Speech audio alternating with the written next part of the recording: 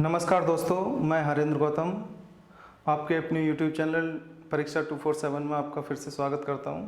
जैसा कि हमने लास्ट क्लास का इकोनॉमिक्स को कंटिन्यू करते हुए कि लास्ट क्लास में हमने पढ़ा था कि इकोनॉमिक एक्टिविटीज़ में लास्ट फेज़ आपका इन्वेस्टमेंट पढ़ा था कि हमारा इन्वेस्टमेंट होने के बाद में इकोनॉमिक एक्टिविटीज़ दोबारा से प्रोसेस में किस तरह से कंटिन्यू होती हैं। तो हमने इकोनॉमिक एक्टिविटीज़ के सारे फेसेस को एक एक करके डिस्कस किया, क्योंकि इकोनॉमी का ये इम्पोर्टेंट फैक्टर है कि सभी चीज़ों को एक स्टेप बाय स्टेप सभी को हमें ओवरव्यू हमें पता होना चाहिए, जिससे कि हमने एक एक प्रोसेस को स्टेप बाय स्टेप पढ़ा। तो हम उन सभी चीज़ों को कंसीडर करते हुए, हर एक फैक्टर को कंसीडर करते हुए हम स्टार्ट करते हैं आपका आज टॉपिक स्टार्ट करते हैं नेशनल इनकम, राष्ट्रीय आय।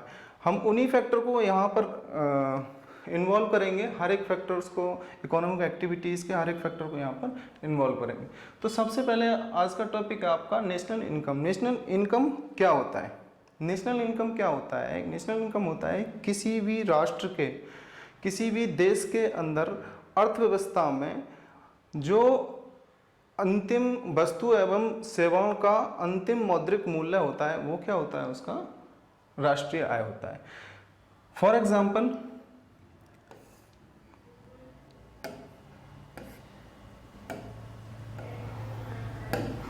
राष्ट्रीय आय, हम सबसे पहले ये चीज़ पता होना चाहिए कि राष्ट्रीय आय हम कैलकुलेट क्यों करते हैं कि किसी भी देश की राष्ट्रीय आय कैलकुलेट क्यों करते हैं, ये चीज़ हमें पता होना चाहिए। तो राष्ट्रीय आय कैलकुलेट करने के लिए कि किसी भी एग्जाम्पल मान लीजिए, किसी आपका फैमिली के बेसिस पर हम डिस्कस करते हैं एग्जाम्पल।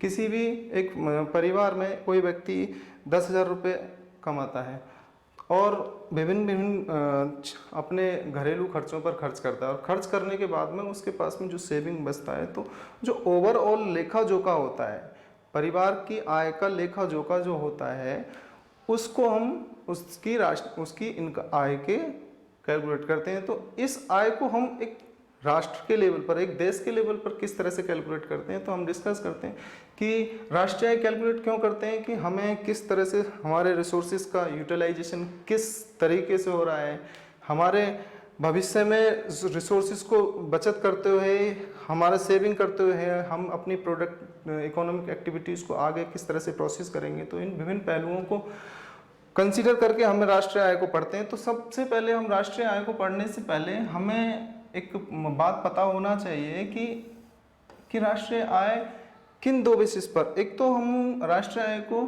प्रोडक्शन के बेसिस पर, यानी कि उत्पादन के आधार पर,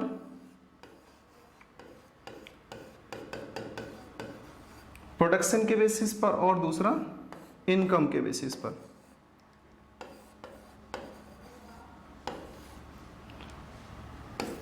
हिंदी में लिखते हैं उत्पादन के आधार पर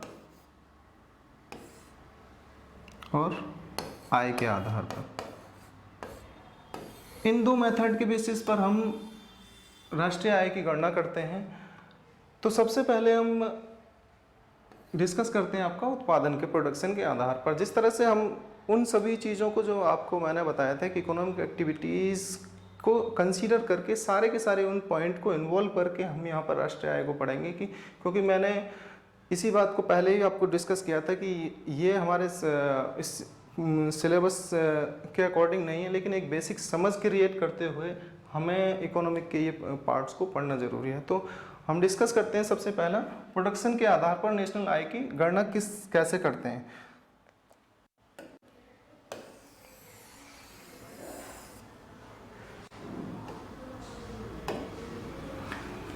तो कुछ इंडिकेटर्स हैं राष्ट्रीय आय की गणना करने के लिए।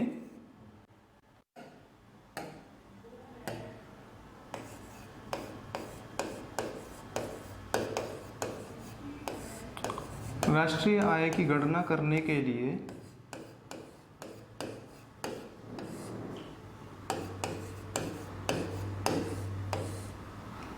सूचकांक, इंडिकेटर्स, इंग्लिश में बोलते हैं इंडिकेटर्स। कौन कौन से वो इंडिकेटर्स हैं, एक एक को हम पढ़ लेते हैं। सबसे पहला इंडिकेटर है आपका जीडीपी। दूसरा है आपका GNP, तीसरा है आपका NDP, चौथा है आपका NNP। इनका फुल फॉर्म है, बता देता हूँ आपका, ग्रॉस डोमेस्टिक प्रोडक्ट, हिंदी में बोल देते हैं इसे सकल घरेलू उत्पाद।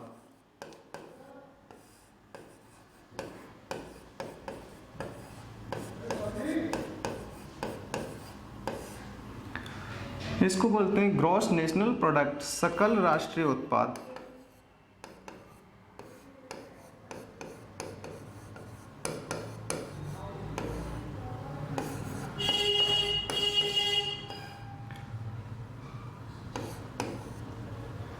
इसको बोलते हैं, फिर आ जाता है नेट डोमेस्टिक प्रोडक्ट, यानी कि शुद्ध घरेलू उत्पाद।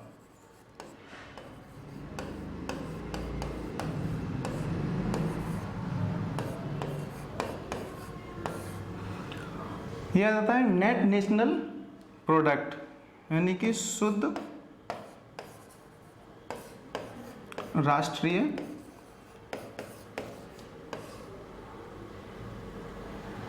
उत्पाद। क्लियर?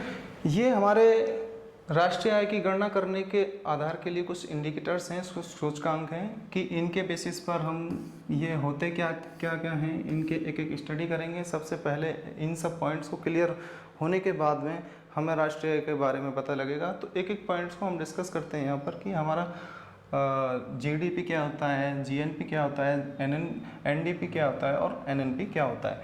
सो स्टार्ट करते हैं हम। सबसे पहला पॉइंट आपका GDP। GDP क्या होता है? GDP क्या होता है? GDP होता है किसी भी देश की भौगोलिक, राजनीतिक एवं आर्थिक सीमा के अंतर्गत आने वाली वस्तुएं एवं सेवाओं के मौद्रिक मूल्य को GDP कहते हैं। तो यहाँ पर मैंने आपको डेफिनेशन में बताया था कि कौन कौन सी टेरिटरीज आ जाएंगी, यानी कि कौन कौन सी। सबसे पहले आपका आ जाएगा भौगोलिक,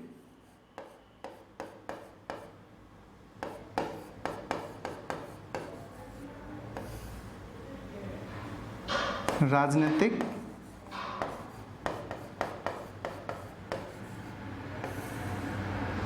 एवं आर्थिक।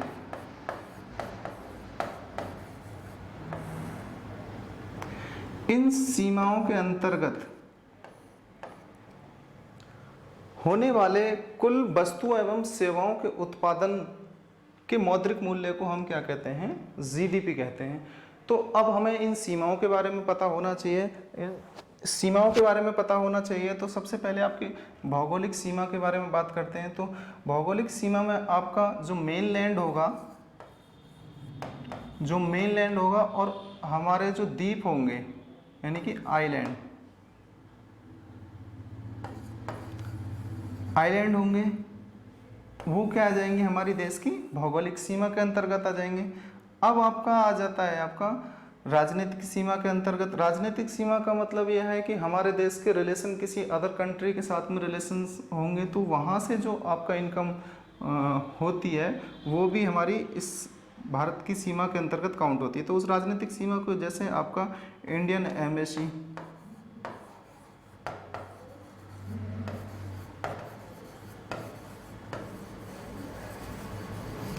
यानी कि भारतीय दूतावास, ये हमारी किस में आ जाएगा? इसकी भी गणना हम इस सीमा के अंतर्गत करेंगे। और तीसरा आ जाता है आपका आर्थिक।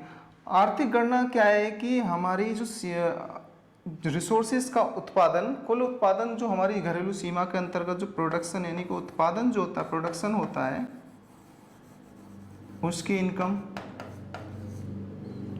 तो ये हमारे क्या जाएंगे? इन सीमाओं के अंतर्गत होने वाले कुल उत्पादन को, मौद्रिक मूल्य को क्या कहते हैं हम? GDP। क्लियर हुआ है यहाँ से पॉइंट? और मैं एक बार पूरी तरह से क्लियर कर देता हूँ।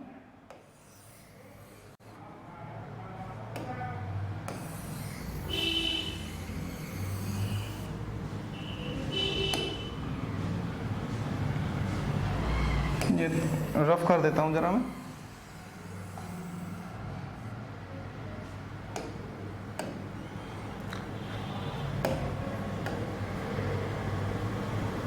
पॉइंट क्या था हमारा, जीडीपी। तो यहाँ पर हम क्या लिखेंगे, घरेलू सीमा, यानी कि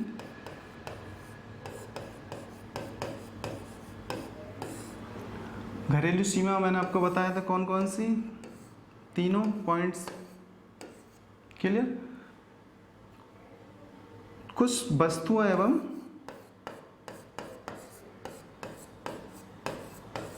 सेवाएं, कुछ गुड्स होंगे और सर्विसेज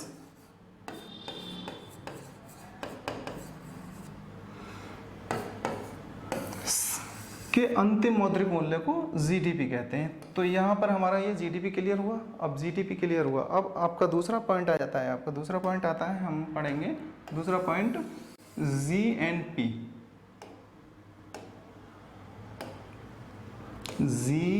जीएनपी क्या बोलते हैं, जीएनपी को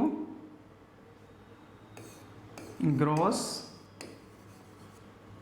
नेशनल प्रोडक्ट।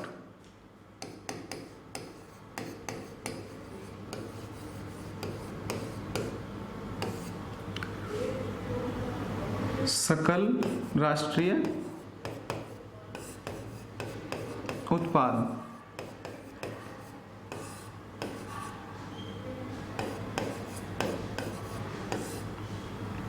अब सकल राष्ट्रीय उत्पाद क्या होता है, आपका सकल राष्ट्रीय उत्पाद होता है कि इसको हम किस तरह से डिफाइन करेंगे, सकल राष्ट्रीय उत्पाद को किस तरह से डिफाइन करेंगे कि हमारी भारतीय या भारतीय सीमा के अंतर्गत मतलब कि आपका जोग्राफिकल और इकोनॉमिकल एंड पॉलिटिकल सीमा के अंतर्गत होने वाले कुल उत्पादन वस्तु के उत्पादन व सेवाओं के मौद्रिक मूल्य को जीडीपी कहते हैं। और जीडीपी के बाद में कुछ इनकम आपका अब्रॉड से, कुछ इनकम आपका यहाँ से अब्रॉड से, जब हमारे देश से कुछ लोग यहाँ से जब इनकम बाहर जाती है, कुछ इनकम बाहर से हमारे देश में आती है, तो उन दोनों इनकम को हम क्या करते हैं, जीडीपी से हम क्या कर देते हैं, उसको लेस कर देते हैं। तो जो आपका अंतिम मौद्रिक मूल्य बचता है उसे क्या कहते हैं हम, आपका जीडीपी। हम इसको डेफिनेशन में किस तरह से बोलेंगे, डेफिनेशन में बोलेंगे कि हमारे जीडीपी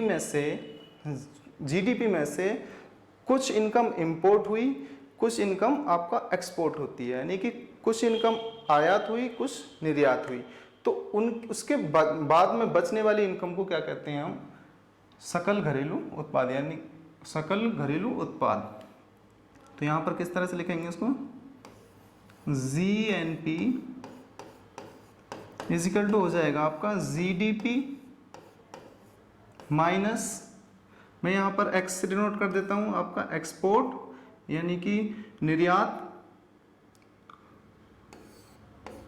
एम से डिनोट कर देता हूँ आपका इंपोर्ट, लिख देता हूँ मैं आपका एक्सपोर्ट एंड इंपोर्ट।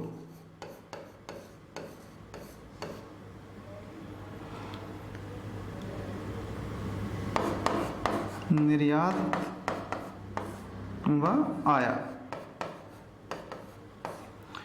मान लीजिए कि कोई भी आपका हमारे देश में कुछ विदेशी कंपनियां काम करती हैं, तो उन यहाँ से कुछ इनकम अर्न करके अपने देश के लिए लेके जाती हैं, और हमारे देश के कुछ व्यक्ति विदेश में काम करते हैं, तो वो अपनी इनकम को हमारे इंडिया में अर्न करके लेके आते हैं, तो इंडिया में अर्न करके लेके आते हैं। कुल जो आपका कुछ इनकम आपके विदेशों के लिए अर्जित इनकम, कुछ विदेशों से आई हुई आय, उन दोनों ही इनकम को अपनी जीडीपी से लेस कर देते हैं। उनके जीडीपी से लेस करने के बाद में जो आपकी इनकम बचती है उसे क्या बोलते हैं हम, जीएनपी।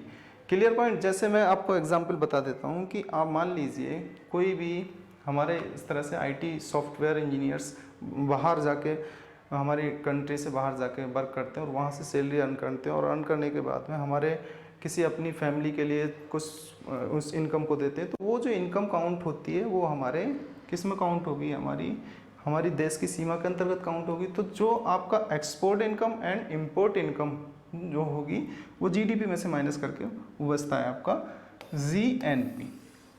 उम्मीद करता हूँ ये पॉइंट क्लियर हुआ होगा आपको। तो नेक्स्ट पॉइंट आप चलते हैं। नेक्स्ट पॉइंट क्या है आपका,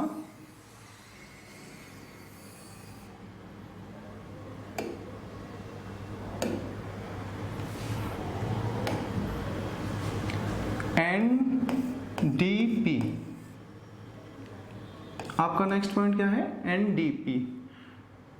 नेट, इसको क्या बोलेंगे, नेट डोमेस्टिक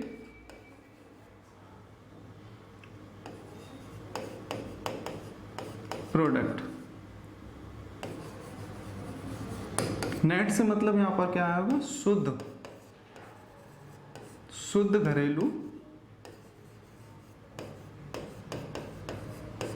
उत्पाद। अब शुद्ध घरेलू उत्पाद क्या होता है आपका, शुद्ध घरेलू उत्पाद मतलब ये होता है कि किसी निश्चित समय अवधि के बाद में किसी प्रोडक्ट प्रोडक्ट या सर्विसेज की रेट में, प्राइस में कुछ कमी आ जाती है, जो कमी आती है उस कमी को बोलते हैं हम मूल्यह्रास। कुछ मूल्यह्रास हो जाता है। मूल्यह्रास होने की वजह से क्या होता है कि उसमें मूल्यह्रास होने की वजह से क्या होता है, जो आपका फाइनल प्रोडक्ट बचता है उसे क्या बोलते हैं हम, एनडीपी। एग्जाम्पल के तौर पर मान लीजिए कि आपका इनकम 2015 में आपका इनकम था, आपका 50,000 रुपये इनकम था। अब 50,000 इनकम होने के साथ साथ में आपका अब 1 लाख रुपए इनकम हो गया आपका। तो जो आपका टाइम के रेफरेंस में जो डेप्रिसिएशन, बीच का जो डेप्रिसिएशन रहा, या फिर दूसरा एग्जांपल ले लेता हूँ मैं आपका, एक किसी भी प्रोडक्ट का एग्जांपल लेकर, जैसे मान लीजिए कोई आपने लैपटॉप, यहाँ पर लैपटॉप रखा हुआ है, तो लैपटॉप की कीमत इसकी 50,000 रुपये है। अब 50,000 धीरे समय के अनुसार इसकी कीमत में कमी हो जाती है। समय के साथ साथ कीमत में कमी होने के बाद में अब इसकी कीमत रह जाती है 25,000 रुपये। जो 50,000 की एक्चुअल कॉस्ट थी वो 25,000 रुपये रह गई। तो जो बीच का 25,000 का गैप होगा वो क्या होगा, आपका कुछ मूल्यह्रास हुआ। मूल्यह्रास मतलब उसको क्या बोलते हैं, डेप्रिसिएशन। तो जो डेप्रिसिएशन हुआ तो उसको एग्जाम्पल एनडीपी को हम बोलेंगे जो जीडीपी में से, जीडीपी मैंने आपको बताया था, जीडीपी में से जो डेप्रिसिएशन,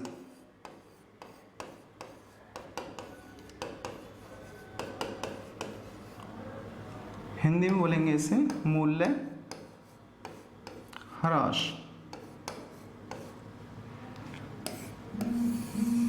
जो आपका डेप्रिसिएशन में से डेप्रिसिएशन लेस करने के बाद में बचता है आपका, क्या बचता है, एनडीपी, शुद्ध घरेलू उत्पाद। तो क्लियर हुआ होगा ये पॉइंट भी हमारा, ये पॉइंट क्लियर होगा। तो सेम इसी तरह से हमने पहला पॉइंट डिस्कस किया था आपका जीडीपी, देन आपका जीएनपी, देन आपका एनडीपी। तो अब आपका लास्ट पॉइंट बचता है, लास्ट पॉइंट क्या बचता है आपका, NNP, net national product.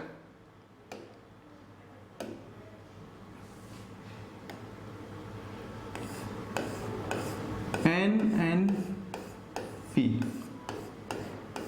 Net national product, product, शुद्ध राष्ट्रीय उत्पाद, शुद्ध राष्ट्रीय उत्पाद। अब कहने का मतलब यह है कि हम घरेलू उत्पादन से राष्ट्रीय उत्पादन की ओर बढ़ रहे हैं। तो यहाँ पर क्या होगा, यहाँ पर होगा आपका जो एनएनपी, NNP होगा आपका GNP minus depreciation,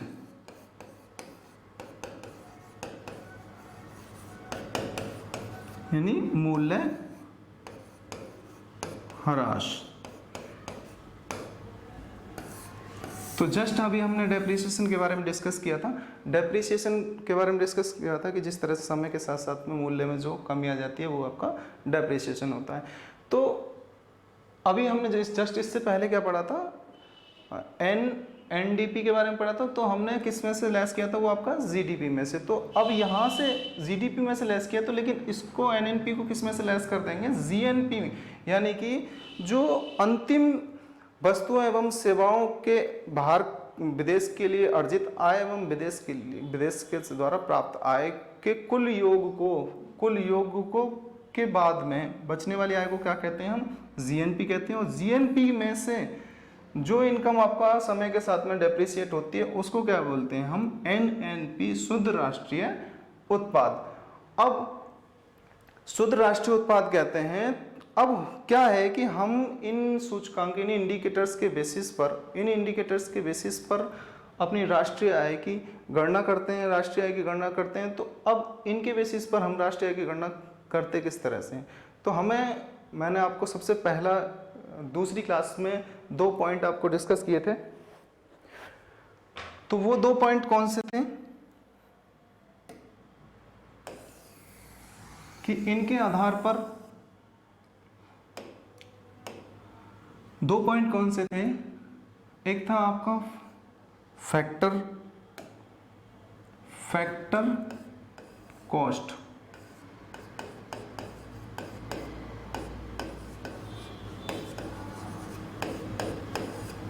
factor cost को हिंदी में बोलते हैं साधन लागत।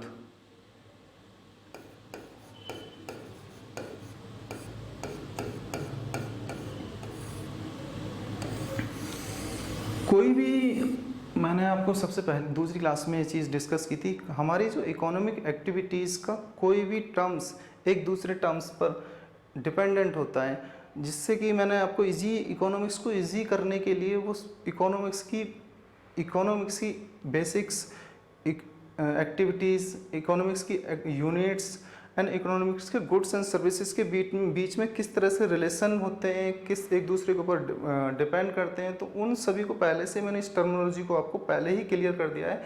आपने ये क्लास नहीं देखी होगी तो आप पिछली क्लास देख लीजिएगा, कि जिससे कि इस टर्मिनोलॉजी को आपको बेसिक किस तरह से क्लियर होना चाहिए। तो ये मैंने आपको डिस्कस किया था साधन लागत हमारा क्या होता है कि ये डिपेंड किस पर करता है, ये आपका फिक्स्ड फैक्टर पर करता है, यानी कि जो आपके फिक्स्ड फैक्टर होते हैं। जैसे फिक्स्ड फैक्टर कौन से होते हैं, आपका कोई भी प्रोडक्शन करने की लैंड,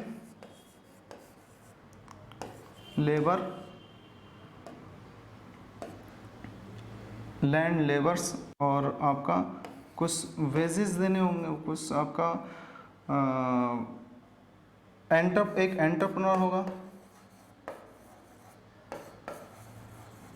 जिसे बोलते हैं उद्यमी।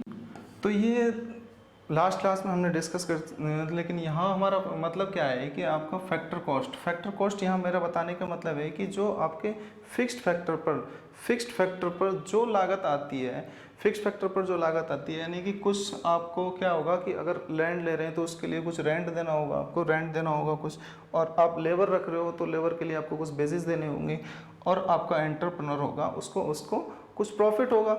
तो आपका जो प्रोडक्ट तैयार हो जाता है, वो प्रोडक्ट मैन्युफैक्चरिंग टाइम पर जो प्रोडक्ट तैयार हो जाता है उसके आधार पर हम नेशनल इनकम काउंट करते हैं, या जो इंक्लूडिंग आपका मार्केट प्राइस पर, इस दूसरा पॉइंट आ जाता है आपका market price.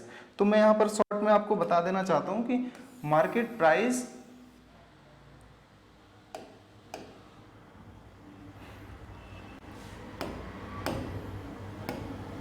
FC and MP। FC and MP क्या होता है, सबसे पहले हमें इस चीज़ को पता होना चाहिए कि आपका जो मार्केट प्राइस होता है, फैक्टर कॉस्ट शॉर्ट में लिख देता हूँ आपको, फैक्टर कॉस्ट प्लस कुछ इनडायरेक्ट टैक्सेस, आईटी लिख देता हूँ यहाँ पर, ध्यान से देखते रहिएगा, और इसमें से कुछ आपका सब्सिडी,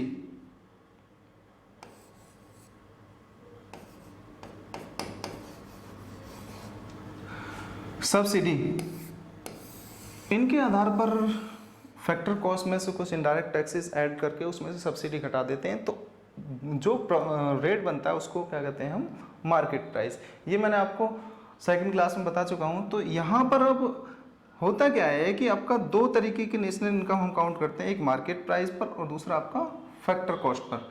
तो फैक्टर कॉस्ट मैं आपको बता चुका हूँ कि किन किन बेसिस पर होता है कि जो उत्पादन के में जो लागत आती है, कुल लागत आती है, वो आपका फैक्टर कॉस्ट होता है। फैक्टर कॉस्ट में कुछ इनडायरेक्ट टैक्सेस को हम ऐड कर लेते हैं और उसमें से कुछ सब्सिडी को लेस कर देते हैं। लेस करने के बाद में वो आपका मार्केट प्राइस आ जाता है। तो यहाँ पर एक पॉइंट आता है, एक आपके माइंड में पॉइंट आता है, आपका सब्सिडी क्या होता है। सब्सिडी क्या होता है कि सब्सिडी होता है कि एक स्टेट एड होता है, मतलब स्टेट की एड होता है फॉर, जैसे इसका जो प्रावधान है हमारा डीपीएसपी में आर्टिकल 41 में इसका वर्णन किया गया है कि किसी भी एक विशेष वर्ग को एक विशेष प्रावधान के तहत कुछ छूट दी जाए। जैसे फॉर एग्जांपल कि आपका सिलेंडर का प्राइस 1000 रुपये है, गैस सिलेंडर का प्राइस 1000 रुपये है, तो उस पर कुछ सब्सिडी दी जाती है जिसके तहत वो 700 रुपये का मिलता है। तो जो सब्सिडी, जो आपको छूट दी जाती है उसे क्या बोलते हैं हम, सब्सिडी कहते हैं। एक्चुअल प्राइस उसका कितना होता है आपका 1000 रुपये होता है। उसमें इंक्लूडेड आपका बचता है 30%, आपका 30% आपका बचता है। एक्चुअल जो प्राइस होता है 700 रुपये आपका, वो जो 30% जो रिटर्न कर दिया जाता है सब्सिडी के रूप में, DCT direct cash transfer, government की स्कीम थी डायरेक्ट कैश ट्रांसफ़र, जो कि हिंदी में बोलते हैं इसे प्रत्यक्ष लाभ हस्तांतरण, जो सीधा ग्राहकों के सीधा खाते में पहुंच सके। तो ये तो हमारा पार्ट था एक कि किस अनुच्छेद में, क्वेश्चन कई बार पूछ लिया जाता है कि हमारे भारतीय संविधान के किस अनुच्छेद में सब्सिडी का वर्णन किया गया है। तो ये कौन सा आपका आर्टिकल 41 में इसका वर्णन किया गया है। तो ये तो था आपका सब्सिडी का। तो यहाँ के बाद में नेक्स्ट पॉइंट आता है कि आपका ये इनके बेसिस पर हम नेशनल इनकम काउंट करते हैं, तो इनके बेसिस पर नेशनल इनकम नहीं काउंट करते हैं।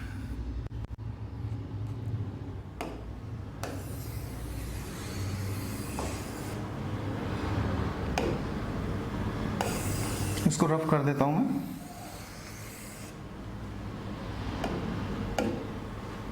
तो नेक्स्ट हम चलते हैं। सबसे पहला मान लीजिए आपका जीडीपी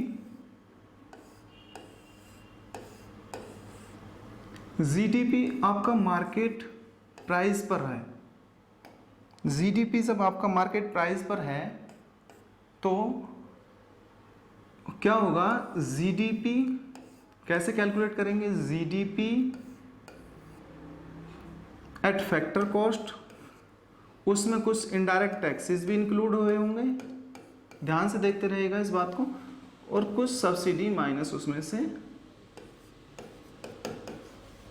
लेस कर दी गई होगी। Clear my point. अब यहाँ पर अगर हमें जीडीपी को फैक्टर कॉस्ट में से, फैक्टर कॉस्ट के लिए पता करना हो तो कैसे पता करेंगे, फैक्टर कॉस्ट को, जीडीपी को फैक्टर कॉस्ट, यानी कि आपका फैक्टर कॉस्ट यहाँ पर आ जाएगी। तो ये जो आपका इनडायरेक्ट टैक्सेस इधर आ जाएंगे और सब्सिडी इसमें से, ये इनडायरेक्ट टैक्सेस इसमें से माइनस हो जाएंगे और सब्सिडी इसमें ऐड हो जाएगी। तो GDP at market price minus indirect taxes plus आपका सब्सिडी इसमें ऐड हो जाएगी। क्लियर पॉइंट हुआ।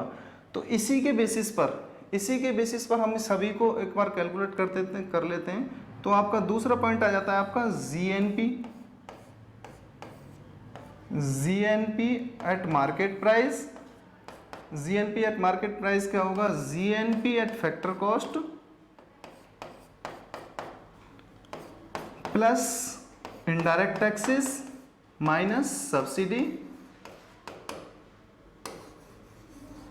तो अगर हमें जीएनपी एट फैक्टर कॉस्ट पता करना हो, GNP eight factor cost, GNP eight factor cost पता करेंगे तो क्या हो जाएगा, फिर से आपका इनडायरेक्ट टैक्सेस इसमें से माइनस हो जाएंगे, GNP eight market price minus indirect taxes और प्लस सब्सिडी इसमें ऐड हो जाएगी, सब्सिडी इसमें ऐड हो जाएगी। तो अब इन्हीं पॉइंट के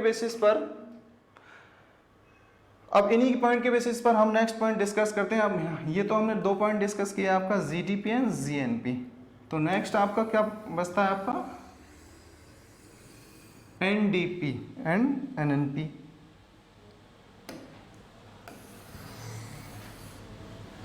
ये मैं रफ कर देता हूं।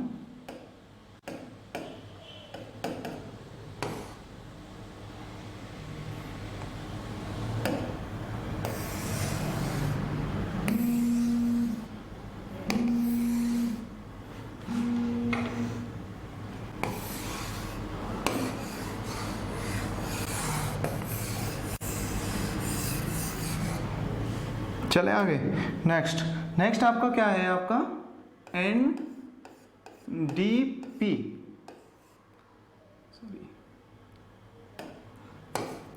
NDP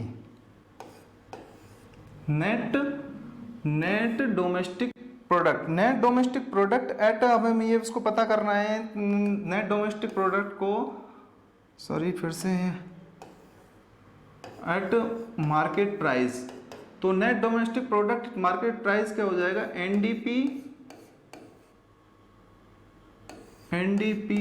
at factor cost plus indirect taxes और माइनस इसका सब्सिडी। ठीक है, अब हमें फिर से यहां से एनडीपी आपका फैक्टर कॉस्ट पे पता करना, फैक्टर कॉस्ट एनडीपी पता करना, तो फिर से इसमें एनडीपी एट मार्केट प्राइस, इसमें से आपका इनडायरेक्ट टैक्सेस माइनस हो जाएंगे और प्लस सब्सिडी इसमें ऐड हो जाएगी। तो ये हमने पढ़ लिया। अब लास्ट पॉइंट आपका बचता है एनएनपी एट मार्केट प्राइस। तो सेम इसी तरह से हम पढ़ेंगे NNP eight factor cost plus indirect taxes इसमें इंक्लूड होंगे, ऐड होंगे, माइनस आपका सब्सिडी माइनस होगी।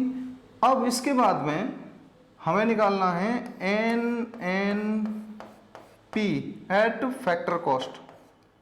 एनएनपी एट फैक्टर कॉस्ट निकालने के लिए क्या होगा, एनएनपी इधर चला जाएगा, ये market price minus indirect taxes और प्लस आपका सब्सिडी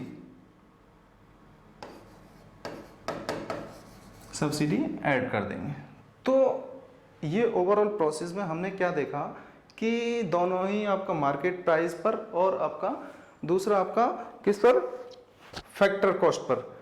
तो अब इनका कहने का मतलब यह है कि हमने ये सारे के सारे इन सूचकांकों एक पॉइंट्स को हमने मार्केट प्राइस पर और फैक्टर कॉस्ट पर क्यों देखा, क्योंकि इन पर इसके आधार पर केवल हमारी जो राष्ट्रीय आय कैलकुलेट होती है उत्पादन मेथड से केवल एनएनपी, ध्यान से देखिएगा point, NNP eight factor cost, NNP eight market price में से हम इनडायरेक्ट टैक्सेस जो अप्रत्यक्ष कर होते हैं उनको घटा देते हैं और सब्सिडी को हम ऐड कर देते हैं। तो ये जो इसके आधार पर हम राष्ट्रीय आय की गणना करते हैं। राष्ट्रीय आय की गणना किस पर करते हैं, क्वेश्चन कई बार पूछा गया है कि राष्ट्रीय आय की गणना किस पर की जाती है, NNP eight factor cost. NNP eight factor cost क्या होगा, कई बार क्वेश्चन फॉर्मूला बेसिस पर भी डायरेक्ट क्वेश्चन पूछा गया है, NNP eight market price minus indirect taxes plus subsidy. तो ये तो था हमारा, ये इन फैक्टर्स को पढ़ने का मतलब ये है कि हमें कि राष्ट्रीय आय किस फैक्टर पर काउंट की जाती है। तो यहाँ तक तो था हमने। अब आपको राष्ट्रीय आय की गणना कर ली, मतलब यहाँ तक हमने इन सूचकांक इंडिकेटर्स के माध्यम से हमने यहाँ तक पहुँच गए। अब राष्ट्रीय आय, नेशनल इनकम को रफ कर देता हूँ।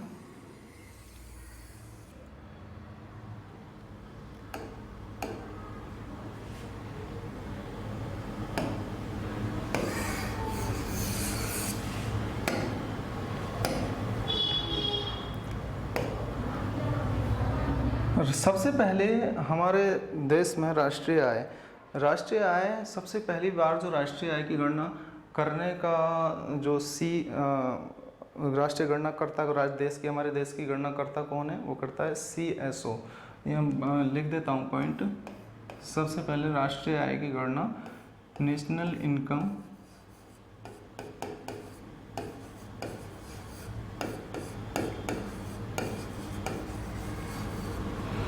कौन करता है, आपका CSO, सेंट्रल स्टैटिस्टिकल ऑर्गेनाइजेशन।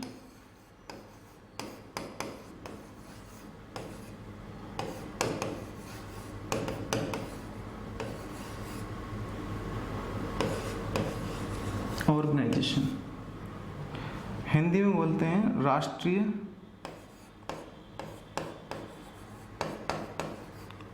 सांख्यिकी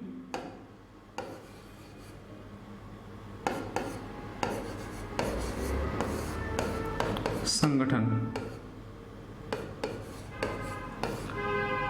क्वेश्चन पूछा भी गया है कि राष्ट्रीय सांख्यिकी संगठन द्वारा आपका राष्ट्रीय आय की गणना की जाती है। तो अब यहाँ राष्ट्रीय आय की गणना सब एक और क्वेश्चन पूछ लिया जाता है। क्वेश्चन ये पूछ लिया जाता है कि पहली बार राष्ट्रीय आय की गणना करने वाले कौन व्यक्ति थे। सबसे पहले व्यक्ति जो थे आपके 1868 में गणना की थी आपकी दादा भाई नेरोजी।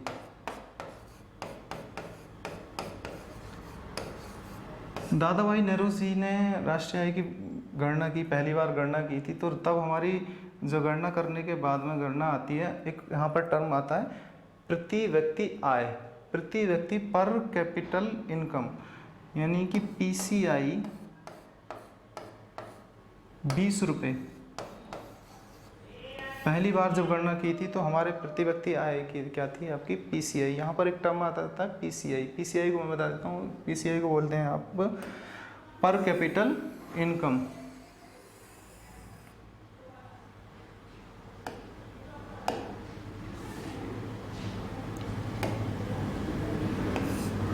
क्या होता है PCI?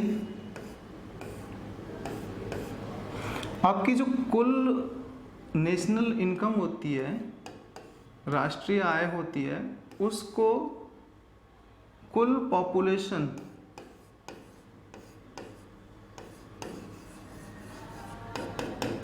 से भाग करने पर आपकी PCI आ जाती है।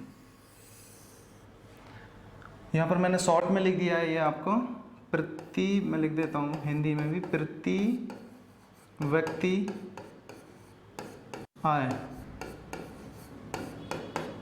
क्या होगा, राष्ट्रीय आय अपॉन कुल जनसंख्या।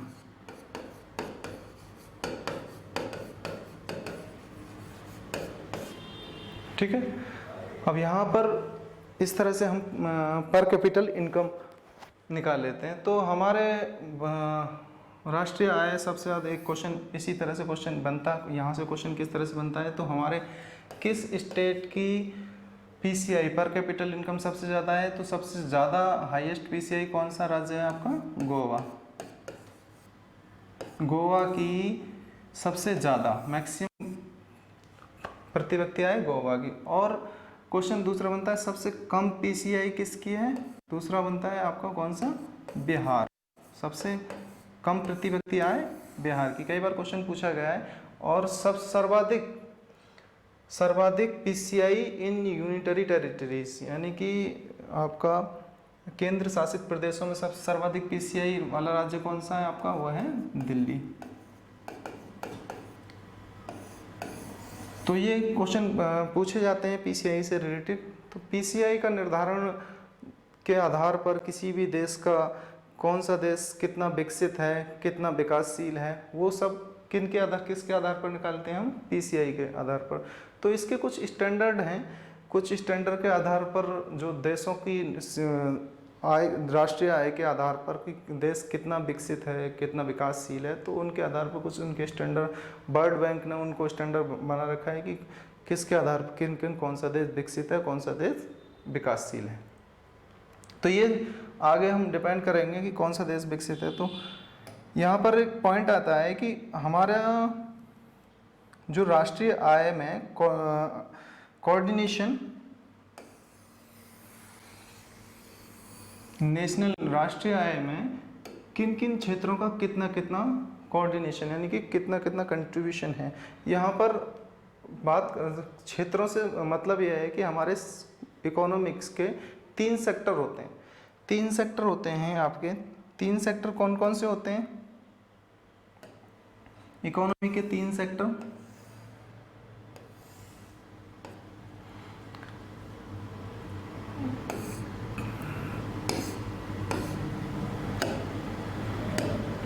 पहला आता है आपका प्राइमरी, सेकेंडरी एंड टर्सरी।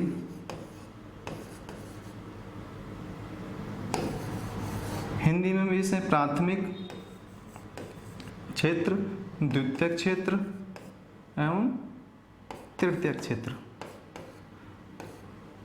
ठीक है, हिंदी में इस तरह से पढ़ लेंगे। अब आपके ये क्षेत्र होते क्या हैं? आपका प्राथमिक, सेकेंडरी और द्वितीयक एवं तृतीयक क्षेत्र क्या क्या होते हैं? प्राथमिक क्षेत्र में कौन कौन से क्षेत्र आ जाते हैं आपके प्राथमिक क्षेत्र में? ये चीज़ आपको पता होना चाहिए। तो प्राथमिक क्षेत्र में आपके कृषि से रिलेटेड एंड एग्रीकल्चर से इसके पशुपालन हो जाएगा, और कुछ खनन से हो जाएगा। ये प्राकृतिक क्षेत्र में उत्खनन से हो जाएंगे, माइनिंग एंड रिफाइनिंग, इंग्लिश में बोलते हैं आपका माइनिंग एंड रिफाइनिंग। तो ये आपके प्राइमरी सेक्टर्स के हो जाते हैं। अब दूसरे आ जाते हैं आपके सेकेंडरी सेक्टर में। कौन से होते हैं? जो प्राइमरी, जो हमारे प्राथमिक क्षेत्र को मैन्युफैक्चर करने के बाद में जो बनाए जाते हैं वो कौन से हो जाते हैं? द्वितीयक क्षेत्र हो जाते हैं। तो द्वितीयक क्षेत्र में आपके कौन से आ जाएंगे? आपका मैन्युफैक्चरिंग एक आ जाएगा, आपका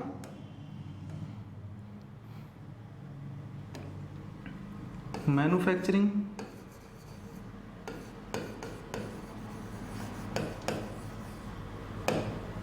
जिसे हिंदी में बोलते हैं विनिर्माण,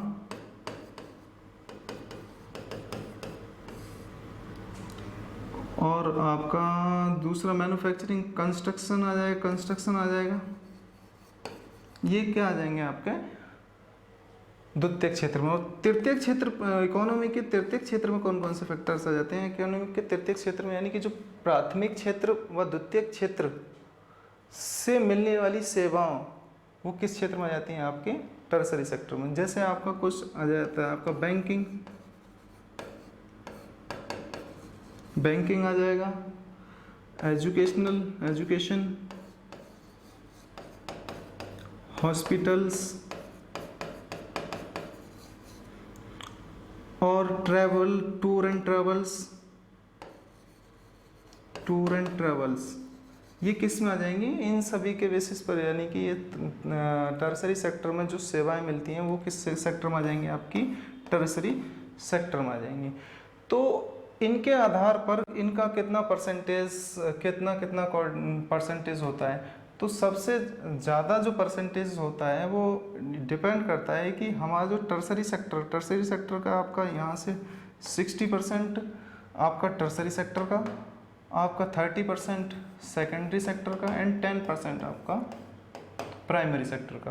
तो कोई भी देश की विकसित कब होता है? कोई भी देश विकसित कब हो जाता है? जब आपकी सेकेंडरी व टर्सरी सेक्टर की डिमांड, जो आपका कोऑर्डिनेशन है, आपका जो कंट्रीब्यूशन है, राष्ट्रीय आय कंट्रीब्यूशन, वो बढ़ जाता है। सेकेंडरी व टर्सरी का कंट्रीब्यूशन नेशनल इनकम में बढ़ जाता है और प्राइमरी सेक्टर का कम हो जाता है, तो वो देश विकसित हो जाता है। कहने का मतलब यहाँ पर यही है कि कोई भी आपका विकसित देश, जो देश विकसित होगा हमेशा उनका टर्सरी व सेकेंडरी सेक्टर हमेशा इनका राष्ट्रीय आय में इनका कंट्रीब्यूशन ज़्यादा होगा, प्राइमरी सेक्टर का कंट्रीब्यूशन कम होगा। एकमात्र देश ऑस्ट्रेलिया एकमात्र एक ऐसा देश है जिसका प्राइमरी यानी प्राथमिक क्षेत्र का कंट्रीब्यूशन नेशनल इनकम में कम होने के बावजूद भी वो आपका डेवलप्ड कंट्री है। तो वो एक अकेला एकमात्र ऐसा आबाद कंट्री है जिसका प्राइमरी सेक्टर का कंट्रीब्यूशन ज़्यादा होने की वजह से वो डेवलप्ड कंट्री है। तो डेवलप्ड होने के लिए आपका मार्केट में जब आपका यह सेकेंडरी और टर्सरी, मैंने आपको बताया था जब किसी भी इकोनॉमिक एक्टिविटीज़ में जब आपका प्रोडक्शन की आपका डिमांड जब बढ़ जाती है, अब सेकेंडरी और टर्सरी की डिमांड जब बढ़ जाएगी, डिमांड जब बढ़ जाएगी तो आपका कंजम्पशन ज़्यादा होगा, कंजम्पशन ज़्यादा हो गया तो आपका एक्सचेंज ज़्यादा होगा, एक्सचेंज जाने के ज़्यादा होने के बाद में फिर से सेविंग ज़्यादा होने के बाद में फिर से इकोनॉमिक एक्टिविटीज़ रिसाइकिल हो जाएंगी। इकोनॉमिक किसी एक्टिविटीज़ जब जहाँ रिसाइकिल हो जाती हैं तो वो डिपेंड किस पर डिपेंड करती हैं, जब उनका कंट्रीब्यूशन किस में नेशनल इनकम में ज़्यादा हो जाएगा, नेशनल इनकम ज़्यादा होने की वजह से वो देश विकसित हो जाएगा। तो हमने आज की क्लास में ये सब कुछ डिस्कस किया। तो ये इन सभी चीज़ों को रिलेट करते हुए जो हमारी इकोनॉमिक एक्टिविटीज़ थी उन्हीं सभी चीज़ों को हमने एक ओवरव्यू लेते हुए उन सब चीज़ों को कंप्लीट किया। तो आगे भी हम नेक्स्ट क्लास में इन सब चीज़ों को रिलेट करते एक दूसरे से रिलेट करते हुए इकोनॉमिक्स का पार्ट कंप्लीट करेंगे। तो जैसे जैसे इसके बेसिस पर एग्ज़ाम में क्वेश्चन किस तरह से पूछे जाते हैं, मैं आप लोगों को एग्जाम के क्वेश्चन भी कराऊंगा कि किस बेसिस पर इनके बेसिस पर क्वेश्चन को कैसे टैकल करना है हमें। तो नेक्स्ट क्लास में हम इस चीज़ को पार्ट्स को कंटिन्यू करेंगे। तो थैंक यू फॉर वॉचिंग।